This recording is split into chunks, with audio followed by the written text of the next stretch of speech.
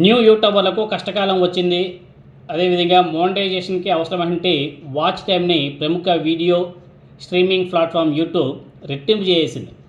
క్రియేటర్లు వీడియోల ద్వారా డబ్బు సంపాదించడానికి వీలు కల్పించే యూట్యూబ్ పార్ట్నర్ ప్రోగ్రామ్ వైపీపీలో చేపట్టినటువంటి మార్పుల్లో భాగంగా ఈ చర్యలు తీసుకుంటున్నట్టు యూట్యూబ్ బ్లాగ్ పోస్ట్లో కూడా వెల్లడించింది. ఇంతకుముందు డబ్బు సంపాదించాలంటే కంటెంట్ క్రియేటర్లు ఒక సంవత్సరం రోజుల్లో 4000 వాచ్ అవర్స్ లేకపోతే 10 మిలియన్స్ షార్ట్స్ వ్యూస్ వస్తే చాలు, మోనటైజేషన్ అయిపోయిన తర్వాత నుంచి డబ్బులు పడేటివి. ఇప్పుడు కొత్త నిబంధనల ప్రకారం ఒక సంవత్సరం రోజుల్లో అంటే 365 రోజుల్లో 8000 క్వాలిఫైడ్ వాచ్ అవర్స్ ఉండాలి. గతంలో 4000 ఉంటే ఇప్పుడు 8000 అయింది. అదేవిధంగా 90 రోజుల్లో 20 మిలియన్స్ షార్ట్స్ వ్యూస్ ఉండాలంట. గతంలో 10 మిలియన్ల షార్ట్స్ వ్యూస్ ఉండేటివి, ఇప్పుడు దాన్ని పెంచుతూ 20 మిలియన్ల షార్ట్స్ వ్యూస్ ఉండాలంట. ఇది కంపల్సరీ అయితేనే మోనటైజేషన్కి అప్లికేబుల్, లేకపోతే మోనటైజేషన్ కాదంట.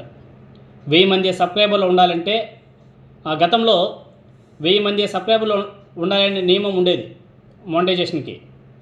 ఇప్పుడు కూడా సేమ్ అలానే పెట్టారు, దాన్ని ఎక్కడెక్కడనే మార్చలేదు. 1000 మంది సబ్స్క్రైబర్లు ఉంటే చాలు, మోనటైజేషన్ అయిపోతుంది. 1000 మంది సబ్స్క్రైబర్సు, అదేవిధంగా 8000 వాచ్ అవర్సు లేకపోతే 20 మిలియన్ల షార్ట్ వ్యూస్ ఉంటేనే ఆ యూట్యూబ్ ఛానల్ మోనటైజేషన్ అవుతుంది, డబ్బులు వస్తాయి. లేకపోతే మోనటైజేషన్ కాదు.